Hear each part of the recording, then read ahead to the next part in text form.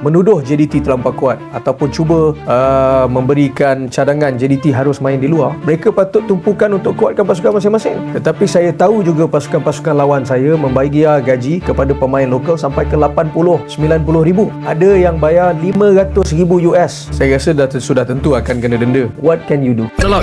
Okay, I know, but why? Raja ni above politics. Kita nak cakap pasal JDT sekarang ni, saya rasa memang tengah sangat luar biasa. 36 gol, 1 bolos, 8 kemenangan untuk Liga Super berturut-turut. 1 bolos penalty. Betul Tunku, lawan Kelantan. Jadi macam mana Tunku melihat prestasi yang saya rasa semua admit this luar biasa Tunku? Bagi saya, persiapan adalah kunci kejayaan. Kalau kita tengok persiapan yang kami terapkan dah 2 tahun, begitu serius, kerana walaupun dengan pencapaian yang amazing achievement tahun lepas, kita menang 4 piala, betul, unbeaten dalam setiap pertandingan domestik, tetapi saya masih nampak ada kekurangan di mana yang saya tidak berpuas hati, dan daripada situlah saya mengambil keputusan untuk ada jurulatih baru, fitness coach baru, kerana ada banyak lagi improvement kami perlu memperbaiki. Macam contoh, bila kita main di ACL, ada orang kata JDT di ACL tak begitu kuat, tetapi anda juga perlu terima hakikat, kita bukan beat sebarang pasukan, kita beat juara Korea bukan 1 kali 2 kali, kita pernah beat Kashima Antlers. Dan kalau kita nak bandingkan bajet dan juga football teknologi yang diterapkan oleh pasukan daripada Jepun dan Korea, memang kita masih jauh lagi tertinggal.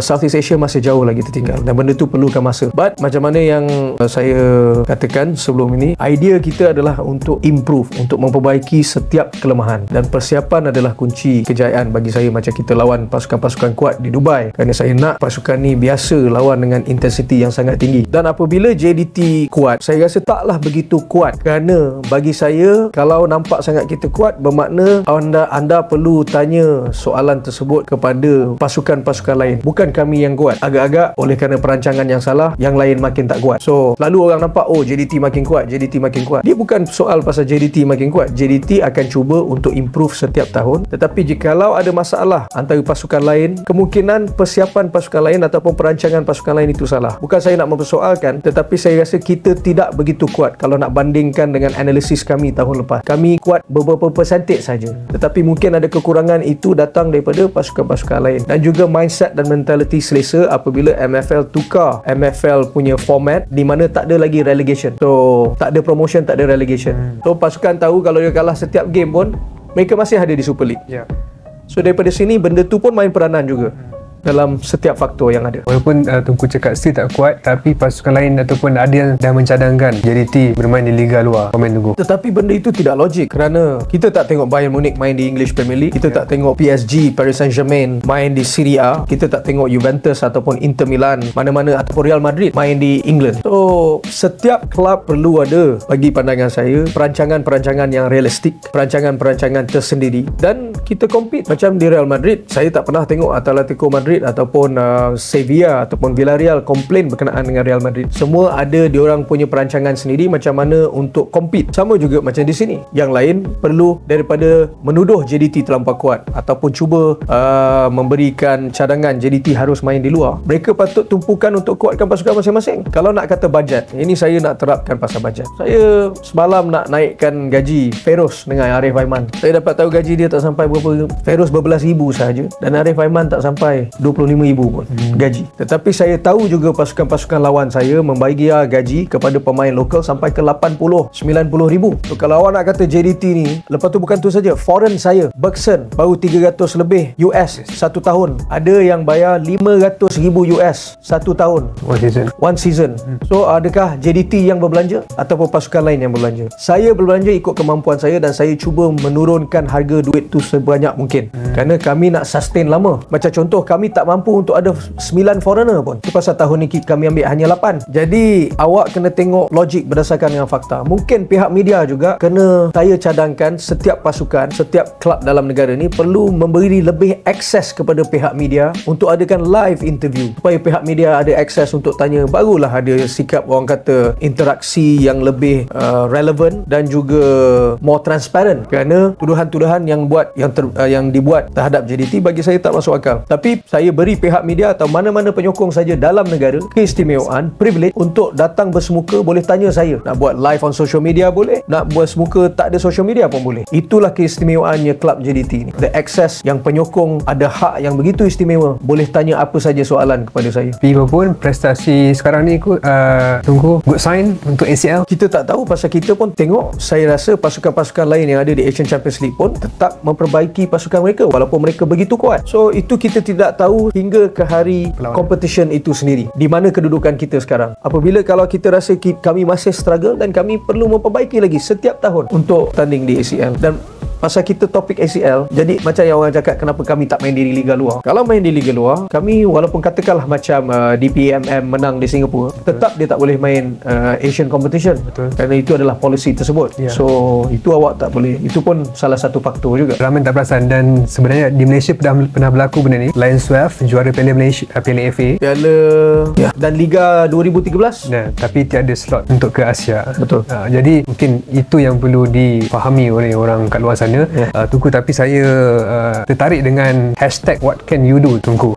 What can you do yang terbaru dengan suar belakang tu kan, Tunku. Macam mana, Tunku? Dah kena denda ke? Ataupun saya rasa sudah tentu akan kena denda. Dan denda tersebut pun saya rasa akan meningkat kerana dah 3 kali dah. Tak silap saya, penyokong saya membakar suar. Jadi itu saya kenalah tunggu FAM turunkan denda tersebut. Jawatan kuasa tak tertib, dan saya harap mereka janganlah bagi harga yang mahal sangat untuk saya bayar. Tapi saya pun pernah mempersoalkan benda ni kepada FAM. Pasal saya kata dulu, saya tengok pasal masa saya tanya, mereka jelaskan kepada saya iaitu undang-undang FIFA tidak membenarkan bakar suar. Mungkin saya tersilap. Tetapi apabila saya tengok competition di Europe, macam di Serie A, macam ni, semua ada bakar suar. Saya pun tak tahu. Saya pun mungkin kena tanya untuk lebih terapkan lagi dengan idea tersebut, kerana saya nak dapat more information. Tetapi walaupun macam mana pun, denda tu sudah tentu saya kena lah. Saya pun dah biasa kena denda. Saya dah kena denda daripada 2013. So benda ni normal. tapi denda tu akan akan ditolak ke? Saya tak tahu lagi. Tengok dulu macam mana. Mungkin mereka boleh tolak juga daripada duit-duit hutang lama ke apa ke. Kita tengok pada jasa presiden dan juga jasa-jasa orang-orang yang besar dalam bola sepak tanah air yang berada di dalam FAM. What can you do ni, hashtag dia, idea dia sebenarnya datang daripada Gebah Duli Tuanku. Oleh kerana pada suatu ketika itu saya didetail untuk memberi briefing kepada Gebah Duli Tuanku berkenaan situasi politik, berkenaan dengan situasi-situasi yang mana yang kami boleh mengatasi, yang mana kami boleh handle, tak kisah security ataupun situasi dalam negeri. Dan apabila ada musuh yang begitu vokal ataupun orang yang begitu vokal terhadap institusi di Raja Johor atau seterusnya, Gebah Duli Tuanku pernah berkata kepada saya, pasal saya muda, agaknya tahap kerisauan saya tu agak tinggi, dan apabila saya tengah cari formula macam mana nak mengatasi situasi, Gebah Duli Tuanku pernah cakap kepada saya, in the end, what can you do? Bukan kepada saya, maksudnya kepada orang yang bercakap tu lah. Jadi saya tengok senario dalam bola sepak tanah air ni pun, dah 11 tahun saya ada dalam industri ni, masih ada lagi orang-orang yang cuba mempersoal atau memperlekehkan ataupun tulis benda-benda yang mengarut dalam social media ataupun keluarkan statement yang bagi saya yang tak berasas. In the end, jawapan saya kepada mereka, soalan saya kepada mereka adalah, what can you do? Saya masih di sini, JDT masih ada. Tiada benda yang menggugat pembangunan kami, macam mana kami berkembang. So in the end of the day, what can you do? Perhubungan saya dengan FAM pun baik, perhubungan saya dengan setiap pemain bola sepak dalam negara pun baik, termasuk dengan pasukan-pasukan lawan. So no point untuk menjadi orang tengah untuk membuat kami bergaduh antara satu sama lain ataupun nak membuat kami menjadi musuh antara satu sama lain. Kerana in the end of the day, football industry macam mana pun, kami akan ada jalan penyelesaian. Kami juga akan ada berhubungan yang erat, yang di mana kami bekerja dalam satu industri. So tak guna kami nak bermusuh-musuh, bergaduh-gaduh dan tulis benda yang mengata-mengata yang tak berfaedah pun. Kerana macam mana pun, in the end of the day, selepas dah macam-macam awak tulis, selepas dah macam-macam tomahan awak sampaikan, what can you do? Saya masih ada di sini. Itulah ayat what can you do tu datang, inspirasi dia daripada situ. Ringkas tapi mendalam maksud dia. Yes. Tunggu satu lagi perkara yang berlega di peminat, ialah spekulasi Safawi kembali ke JDT Jun ni. Well, Safawi ada berhubung dengan saya dan saya rasa dia tak begitu selesa di sana. Dan kita tengok macam mana. Kerana yang nak bagi loan ni pun bukan saya yang hantar dia yang nak bagi loan. Kami hanya memberi kerjasama kepada beliau, di mana beliau kata nak dapat more game time, nak main loan. Jadi kami beri peluang tersebut dan buat masa ni belum ada kata putus lagi. Saya tak tahu dia nak balik ke tidak, tapi saya tahu dia kurang selesa di sana dan adalah ura-ura mengatakan yang kalau boleh nak balik ke sini. Kita tengok dulu. Saya pun belum ada kata putus, saya belum membuat keputusan dan saya sendiri belum dapat directly contact dengan Safawi. Okey, tunggu. Last but not least, ucapan kepada peminat bola sepak di luar sana. Well, yang pertama sekali, saya ni jikalau saya ni saya tahu saya lantang bersuara. Jadi jikalau saya dengan cara tak sengaja tersinggungkan hati mana-mana peminat, saya ingin mengatakan selamat Hari Raya, sampaikan selamat Hari Raya, maaf zahir dan batin, dan teruskan memberi sokongan kepada bola sepak tanah air. Kami ada dalam, orang kata, the right track sekarang. Kalau kita tengok pasukan kebangsaan kita, liga kita lebih interesting, lebih rancak, dan teruskan sokongan tersebut kerana kami ada dalam the right track untuk maju. Jadi saya nampak banyak kemajuan dan saya berharap akan ada lebih lagi kemajuan pada masa akan datang. Okey, terima kasih Tunku atas temu bual ni. Dan saya nak minta tagline sikit tu. What can you do? Okey, boleh lah awak pinjam. Okay, I know, but why? Raja ni above politics.